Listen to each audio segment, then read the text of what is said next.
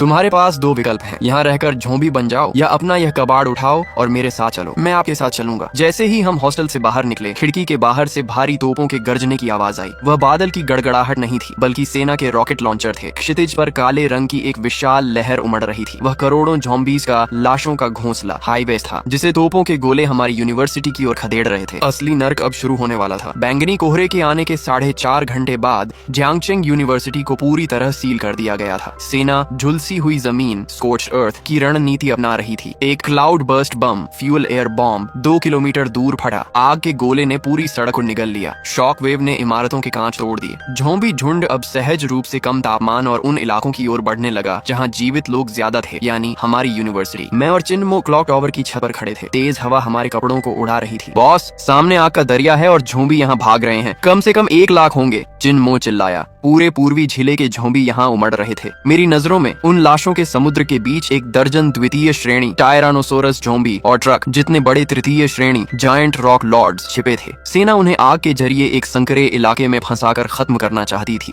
लेकिन उन्होंने इस वायरस के विकसित होने की गति को कम आंका था। मैंने छत पर रखे रसायनों की ओर देखा। चिन्मो ने शराब और रुई से कई मोलोटोव कॉकटेल तैयार किए थे, और सबसे जरूरी चीज एक पारदर्शी बैग जिसमें उस ध्वनि तरंग म्यूटेंट की ग्रंथियां ग्लैंड्स रखी थी। चिन्मो, इसे ड्रोन पर लगाओ और स्पोर्ट्स स्टेडियम के ऊपर ले जाकर फोड़ दो। स्टेडियम में स्पोर्ट्स अकादमी के लड़कों का एक गिरोह ब्रदरहुड था। पिछले जन्म में उन्होंने वहाँ एक क्रूर गुलाम शिविर बनाया था। वहाँ ज़ॉम्बी को आकर्षित करने वाली ऊर्जा सबसे ज्यादा थी। यह मांस का टुकड़ा साधारण ज़ॉम्बीज़ के लिए सबसे शक्तिशाली आकर्षण था। वहाँ अभी भी जीवित लोग हैं। चिन्मो ने धीरे से विरोध किया। उसे नहीं पता था कि स्टेडियम के अंदर मौजूद लोग किसी जानवर से कम नहीं थे। ड्रोन उस घातक मांस को लेकर 2 किलोमीटर दूर स्टेडियम की ओर उड़ गया। स्टेडियम के अंदर गिरोह का सरगना शराब पी रहा था और लड़कियों को परेशान कर रहा था। अचानक कांच की छत टूटी और वह मांस का टुकड़ा बास्केटबॉल कोर्ट पर जा गिरा। छप! उसकी तेज गंध तुरंत फैल गई। बाहर मौजूद हजारों ज़ॉम्बी एक साथ रुके और उनकी सफेद आंखें स्टेडियम की ओर मुड़ गईं। अगले ही पल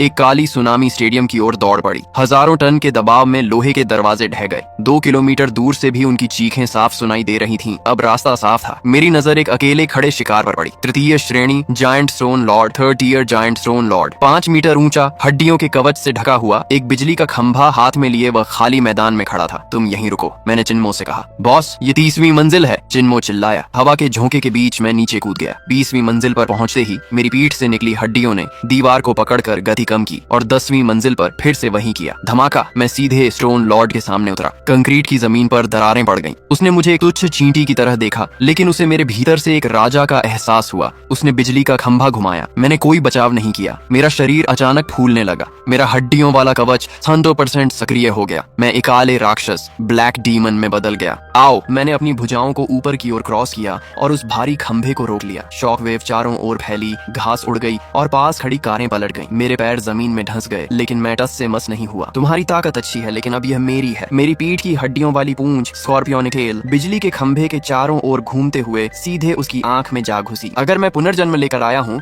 तो तुम सब मेरे लिए कीड़े हो। तुम्हारी लाशों से ही मैं अपना सिंहासन बनाऊंगा। आसमान से तोपों के गोले गिर रहे थे और उनकी रोशनी में एक विशालकाय राक्षस और एक हड्डी सम्राट के बीच का यह युद्ध किसी प्राचीन महाकाव्य जैसा लग रहा था। मैंने उस विशाल लाश के ढेर से एक गर्म और चिपचिपा क्रिस्टल कोर बाहर निकाला। वह मिल गया, मिट्टी के रंग का एक बड़े कंकड़ के आकार का सुनहरा क्रिस्टल। तृतीय श्रेणी, धरती का हृदय, हार्ट ऑफ द अर्थ। ये मिट्टी और शक्ति का एक दुर्लभ मिश्रित क्रिस्टल था। पिछले जन्म में इस एक चीज ने 2 सैन्य ठिकानों के बीच पूरी जंग छेड़ दी थी। मैंने खून पोंछकर इसे अपनी जेब में रख लिया। अभी इसे निगलने का समय नहीं था। तृतीय श्रेणी के क्रिस्टल की ऊर्जा बहुत हिंसक होती है। इसे पचाने के लिए एक बिल्कुल सुरक्षित माहौल चाहिए। मैंने स्टेडियम की ओर देखा। वहाँ अब असली नर्क बन चुका था। हजारों ज़ॉम्बीज़ ने उसे इस तरह घेर रखा था कि परिंदा भी पर मार न सके। चीखें अब धीमी हो रही थीं। ब्रदरहुड का सफाया हो चुका था। चारे का काम पूरा हुआ। अब जाल समेटने का समय था, लेकिन मेरी भौहें तन गईं। क्लॉक टावर की छत पर मौजूद ड्रोन गायब था। हवा में बारूद के अलावा क्लोरीन ब्लीच की एक गंध थी जो यहाँ नहीं होनी चाहिए थी। क्लॉक टावर की छत पर चिन्मो को किसी ने जमीन पर दबोच रखा था। उसका चश्मा टूटा हुआ था और चेहरा खून से लथपथ था। सिग्नल जैमर को कुचल दिया गया था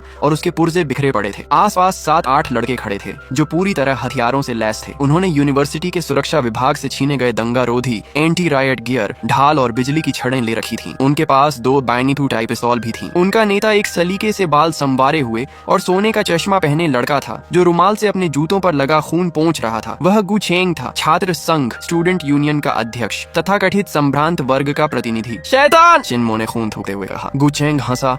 उसकी हंसी बहुत ही शालीन और सभ्य थी। उसने छुटकी बजाई और उसके एक तगड़े साथी ने जहरीले रसायनों वाली एक तीर कमान क्रॉसबो तान ली। सीढ़ियों से भारी कदमों की आवाज आई। गुचेंग की नजरें सख्त हो गईं और वह अपने ढाल वाले साथियों के पीछे छिप गया। लोहे का दरवाजा खुला और मैं अंदर आया। मेरा बाहरी कवच अब हट चुका था। खाल पर खून के धब्बे थे और मैं थोड़ा थका हुआ लग रहा था। शू क्लासमेट! गुचेंग ने तुरंत एक नकली मुस्कान चेहरे पर ओढ़ ली। अकेले लड़कर कोई जिंदा नहीं रह सकता। मुझे तुम्हारी ताकत चाहिए। मैंने उसकी बात अनसुनी कर दी। मेरी नजर सीधे जमीन पर पड़े चिन्मो पर गई। जिंदा हो? बॉस माफ करना, मैं इसे बचा नहीं पाया। जिंदा हो इतना काफी है। मैंने गुचेंग की ओर देखा जैसे कोई नाचते हुए बंदर को देख रहा हो। रास्ता छोड़ो। गुचेंग की मुस्कान गायब हो गई। शू क्लासमेट, इतने ठंडे मत बनो। अब जिंदा रहना है तो संगठन जरूरी है। उसने अचानक हाथ लहराया। इसे मारो मत, बस जख्मी कर दो। हमें इसके क्रिस्टल इस्तेमाल करने का तरीका उगलवाना है। धाएं धाएं! 2 गोलियों ने छत की शांति भंग कर दी। लड़कों ने मेरे घुटनों को निशाना बनाकर गोली चलाई। साथ ही जहरीले तीर भी छोड़े गए। गुचेंग के चेहरे पर एक क्रूर मुस्कान थी। वह सोच रहा था कि चाहे कोई कितना भी बड़ा योद्धा क्यों न हो, गोलियों के सामने क्या कर पाएगा। लेकिन अगले ही पल उसकी मुस्कान जम गई। मैंने तो हटा नहीं, मैंने बचाव किया। गोलियां मेरे घुटनों से टकराईं और ऐसी आवाज आई जैसे लोहे पर लगी हो। मेरा साया अचानक गायब हुआ। कड़क! पिस्तौल चलाने वाले लड़के का हाथ हवा में उड़ गया। उसकी चीख अभी पूरी भी नहीं हुई थी कि मैंने तीर चलाने वाले लड़के की गर्दन दबोच ली। मेरी उंगलियों से बैंगनी झर उसकी खाल में उतर गया। उसका चेहरा बैंगनी पड़ गया, नसें फूल गईं और वह मोमबत्ती की तरह पिघलने लगा। उसका गला पहले ही गल चुका था, इसलिए वह आवाज भी नहीं निकाल सका। बाकी लोग पूरी तरह टूट गए। ये इंसान नहीं था, ये इंसान की खाल में कोई राक्षस था। लोग ढाल फेंक कर भागने लगे। मैंने पीछा नहीं किया, बस जमीन पर पड़े कुछ बोल्ट स्क्रूज उठाए और हाथ के झटके से उन्हें फेंक दिया। वे पियर ब्लॉसम सुइयों की तरह भागे हुए लड़कों की पीठ में जा धंसे। 5 सेकंड के अंदर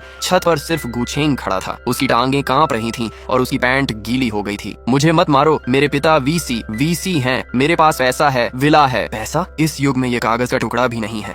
मैंने उसके बाल पकड़े और उसे छत के किनारे तक खींच कर ले गया। नीचे 30 मंजिल की गहराई थी और भूखे झोंबीस का झुंड। तुम सबके ऊपर रहना चाहते थे ना, तो लो, मैं तुम्हें सबसे ऊंची जगह भेजता हूँ। मैंने बस थोड़ा सा धक्का दिया। गुचेंग की आकृति हवा में एक वक्र बनाती हुई अंधेरी खाई में गिर गई। मैंने चिन्मो की ओर हाथ बढ़ाया। चल सकते हो? चिन्मो ने मुझे श्रद्धा और डर भरी नजरों से देखा। उसने मेरा हाथ पकड़ा। हाँ बॉस, अगर आपके साथ हूँ तो रेंग कर भी चलूंगा। तो चलो। मेरी अगली मंजिल वह लाइब्रेरी थी जो अब मांस जैसी नसों, फंगल माइसीलियम से ढकी हुई थी। चूहों का सफाया हो चुका था, अब असली काम बाकी था। लाइब्रेरी की दीवारें धड़क रही थी जैसे पूरी इमारत सांस ले रही हो। मैंने चिन्मो को बाहर ही रुकने को कहा। यहाँ का युद्ध मानसिक स्तर का होगा। तुम अंदर आए तो सिर्फ बोझ बनोगे। मैंने बायोलॉजिकल कारपेट पर कदम रखा। एहसास ऐसा था जैसे हजारों रेंगते कीड़ों पर चल रहा हूँ। पहली मंजिल खाली थी, लेकिन मुझे पता था कि यहाँ हजारों आंखें मुझे देख रही हैं। अचानक मेरे दिमाग में एक तेज आवाज गूंजी और नजारा बदल गया। हॉल में हजारों छात्र शांति से बैठकर किताबें पढ़ रहे थे। पन्ने पलटने की आवाज एक लय में थी। मृग तृष्णा, इल्यूजन। मैं हंसा। द्वितीय श्रेणी शिखर का मानसिक हमला। मैंने अपनी असुरस आई खोली। बैंगनी रोशनी चमक उठी और वह भ्रम टूट गया। वे छात्र दरअसल सूख चुकी लाशें थीं जो छत से लटकती गुलाबी नसों, टेंटिकल्स से जुड़ी हुई थीं। उनका दिमाग काटकर उन्हें इस इमारत के तंत्रिका तंत्र, न्यूरल नेटवर्क से जोड़ दिया गया था। जैसे ही भ्रम टूटा, अंधेरे से दुश्मन बाहर निकल आए। किताबों की अलमारियां फट गईं और दर्जनों स्टॉकर्स साए से बाहर कूदे। उनके शरीर पर खाल नहीं थी, लाल मांसपेशियां बाहर दिख रही थीं और दिमाग खुला हुआ था। उनकी जीभ तलवार जैसी नुकीली थी। वे इस हचरी इंक्यूबेशन सेंटर के शिकारी कुत्ते थे। अच्छा हुआ तुम आ गए। मैंने एक ठंडी मुस्कान के साथ अपना बैग जमीन पर फेंक दिया। मैंने तृतीय श्रेणी के धरती का हृदय, heart of the earth, crystal का 10वां हिस्सा निगल लिया। हालांकि यह अभी पूरी तरह पचा नहीं था, लेकिन मेरी हड्डियों का घनत्व और शक्ति चरम पर पहुंच गई। हड्डियों का कवच, बोन आर्मर, अब मेरे पूरे शरीर को ढक चुका था। एक स्टॉकर ने अपनी जीभ मेरी ओर फेंकी। मैंने एक हाथ बढ़ाकर उसकी जीभ को बीच में ही दबोच लिया। मैंने एक जोरदार झटका दिया जिससे उस राक्षस का हल्का शरीर हवा में संतुलन खो बैठा और सीधे मेरे सामने खींचा चला आया। धमाका! हड्डियों के कवच से ढके मेरे मुक्के का एक ही प्रहार उसके खुले हुए दिमाग पर लगा और उसे चकनाचूर कर दिया। इसके बाद मैं भेड़ियों के बीच शेर की तरह टूट पड़ा। अलमारियों के बीच मेरी रफ्तार बिजली जैसी थी। मेरे हर वार के साथ हड्डियों के टूटने की कड़कड़ाहट गूंज रही थी। उन राक्षसों के नाखून मेरे कवच पर सिर्फ हल्की सफेद खरोंचें छोड़ दबा रहे थे, जबकि मेरा हर हमला जानलेवा था।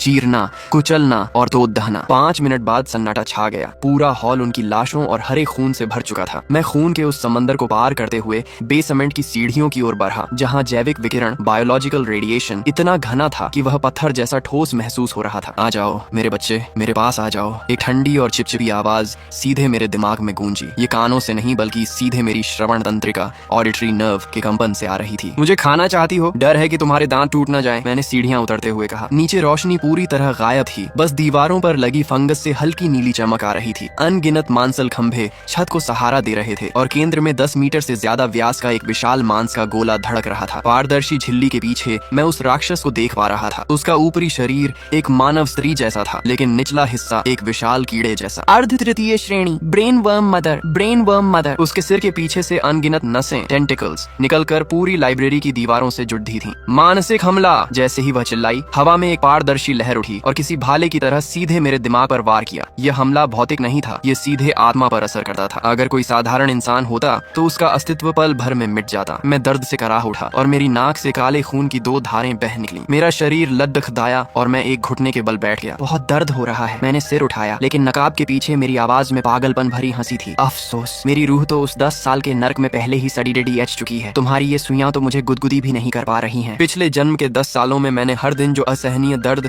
और मानसिक प्रताड़ना झेली थी, उसने मेरी इच्छा शक्ति को फौलाद से भी सख्त बना दिया था। बाहर निकलो। मैं पूरी ताकत के साथ खड्डी दिहा हुआ। मेरे भीतर का जरा पूरी तरह विस्फोटित हुआ। टैलेंट, विशैला स्वर्ग और पृथ्वी, टॉक्सिक वर्ल्ड, धमाका। मेरे शरीर से निकला बैंगनी जहरीला कोहरा पूरे बेसमेंट में फैल गया। ये कोई साधारण जहर नहीं था, यह सहस्त्रपद सेंटीपीड के मूल जहर और वृक्ष दानव के सड्ढा देने वाले गुणों का मिश्रण था। उन मांसल खंभों और नसों के संपर्क में आते ही वे बुरी तरह मुरझाने और गलने लगे। खतरे को भांपते हुए मदर ने एक चीख मारी और अपनी हजारों नसों से मुझ पर हमला किया, लेकिन इस बार मैं नहीं हटा। मैं उन हमलों के बीच से सीधे उसकी ओर लपका। दर्जनों नसों ने मेरे कंधे, जांघ और पेट को चीर दिया, लेकिन मुझे दर्द का एहसास तक नहीं हुआ। मैं उस राक्षस के ठीक सामने पहुंच गया। पकड़ डालिया। मैंने अपनी उंगलियों को उसी कोमल कोख के कवच में गहराई से ढसा दिया। निगलना, डिवावर, ये सिर्फ खाना नहीं था, ये पूरी तरह से आपदा सहजीवन, कैलेमिटी सिम्बायोसिस था। मैं उसकी जीवन शक्ति, उसकी मानसिक शक्ति और यहाँ तक कि उसके जेनेटिक सीक्वेंस, डीएनए को लूट रहा था। जैसे जैसे मेरी शक्ति बिया राच रही थी, उसका विशाल शरीर सूखने लगा। अंत में एक हल्के धमाके के साथ उसका मानसिक केंद्र, कोर, टूट गया और उसका विशाल शरीर बदबूदार कीच डेच में बदल गया। मैंने उसे छोड़ डीएच दिया और हांफते हुए पीछे की ओर गिर गया। मेरे हड्डियों के कवच में बदलाव आ रहा था। काले कवच पर अब नीली लकीरें उभर आई थीं। यह मानसिक शक्ति के जुद्धने का प्रतीक था। विकास सफल, क्षमताएं प्राप्त, मानसिक ढाल, मेंटल शील्ड, टेलीकाइनेटिक नसें, साइकिक टेंटिकल्स। वर्तमान श्रेणी, द्वितीय श्रेणी शिखर, टियर 2 पीक, आधा कदम तृतीय श्रेणी में। मैं उस गंदगी के बीच लेटा छत को देख रहा था। मेरा शरीर जख्मों से भरा था और सिर में ऐसा दर्द था जैसे कुल्हाड़ी चली हो, लेकिन मैं हंस रहा था क्योंकि अब मैं महसूस कर सकता था इस ब्रेन वर्म को निगलने के बाद मेरी मानसिक शक्ति अब पूरे कैंपस में फैल सकती थी। अब जैंगचिंग यूनिवर्सिटी मेरे लिए कोई खतरनाक जगह नहीं बल्कि एक पारदर्शी बिसात चेस बोर्ड थी। चिन्मो, मैंने अपने नए मानसिक लिंक के जरिए सीधे उसके दिमाग में आदेश दिया, अंदर आओ और सफाई शुरू करो। हम यहाँ अपना पहला आधार बेस बनाएंगे। सिंहासन तैयार हो रहा था। यह तो बस शुरुआत ही। मैंने खिड़की से सितारों भरे आसमान की ओर देखा। वहाँ एक और भी विशाल युद्ध क्षेत्र और विकास का मार्ग मेरा इंतजार कर रहा था। हमारी यात्रा अब सितारों और समंदर की ओर